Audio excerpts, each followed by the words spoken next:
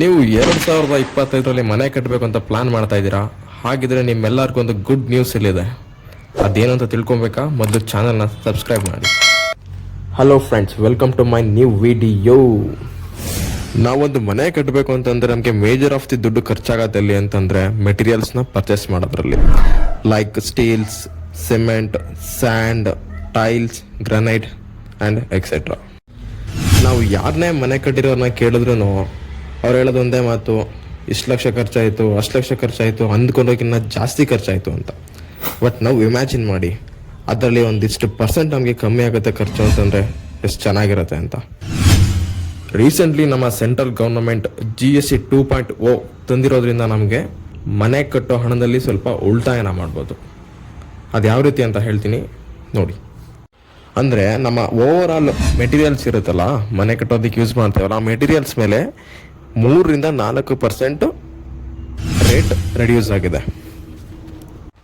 For example, cement ಇರ್ಬೋದು, marble ಇರ್ಬೋದು, granite ಇರ್ಬೋದು. ಹಳೆ GST ಪ್ರಕಾರ ಅವ್ರಿಗೆ 28% ಟ್ಯಾಕ್ಸ್ ಇತ್ತು. As per new GST rule it's down to 18%. ಜೊತೆಗೆ ನಮಗೆ ಸ್ಯಾಂಡ್ ಲೈನ್ ಬ್ರಿಕ್ಸ್ ಕೂಡ ಇರ್ಬೋದು. ಜೊತೆಗೆ ಅದರ್ ಕನ್ಸ್ಟ್ರಕ್ಷನ್ ಮೆಟೀರಿಯಲ್ಸ್ಗಳು ಓಲ್ಡ್ GSTಲಿ 12% ಇದ್ರೆ ಈಗ ಅದು 5%ಗೆ ಇಳಿಕೆ ಕಂಡಿದೆ. ಅಂದರೆ ನೀವೊಂದು 50 ಲಕ್ಷದ ಮನೆ ಕಟ್ತೀವಿ ಅಂತಂದರೆ ಅದರಲ್ಲಿ ನೀವು 2-3 ಲಕ್ಷ ಉಳಿತಾಯ ಮಾಡ್ಬೋದು ಈ GST 2.0 ಇಂದ. ನೀವು ಒಂದು 50 ಲಕ್ಷಕ್ಕೆ ಮನೆ ಕಟ್ಟಬೇಕು ಅಂತಂದರೆ ಈ ಹೊಸದಾಗಿ ಬಂದಿರೋ ಈ GST 2.0 ಇಂದ ನೀವು ಅದರಲ್ಲಿ ಒಂದು 2-3% ಅಮೌಂಟ್ ಆದರೂ ನೀವು ಉಳಿಸ್ಬೋದು. ಅಂದರೆ ಇಷ್ಟು ದಿನ ಮನೆ ಕಟ್ಟೋದಕ್ಕೆ ಎಷ್ಟು ಖರ್ಚಾಗ್ತಾಯಿತ್ತೋ ಅದಕ್ಕಿಂತ ಸ್ವಲ್ಪ ಬೆಲೆ ನಮಗೆ ಕಮ್ಮಿ ಆಗುತ್ತೆ ಎಲ್ಲ ಮೆಟೀರಿಯಲ್ಸ್ ಮೇಲೂ. ಸೊ ಫ್ರೆಂಡ್ಸ್, ನೋಡಿದಲ್ಲ, ಇದಿಷ್ಟು ಈ ವಿಡಿಯೋದಲ್ಲಿ ನಮ್ಮ ಮಾಹಿತಿ ಆಗಿತ್ತು.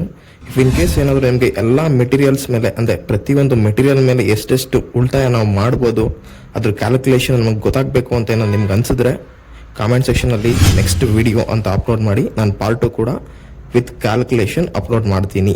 ವಿಡಿಯೋ ರೀಚ್ ಆಗ್ತಲ್ಲ, ಇಫ್ ಇನ್ ಕೇಸ್ ವಿಡಿಯೋ ಒಂದು ಒಳ್ಳೆ ರೀಚ್ ಕಂಡ್ರೆ ನೆಕ್ಸ್ಟ್ ವಿಡಿಯೋ ಕೂಡ ಅಪ್ಲೋಡ್ ಮಾಡ್ತೀನಿ ಅಂತ ಹೇಳ್ತಾ ಸಬ್ಸ್ಕ್ರೈಬ್ ಮಾಡಿ, ಪ್ಲೀಸ್ ಒಂದು ಲೈಕ್ ಮಾಡಿ. Thank you. Okay, bye. ನಾನು ನಿಮ್ಮವನು, ನಿಮ್ಮ ಮನೆ ಮಗನು.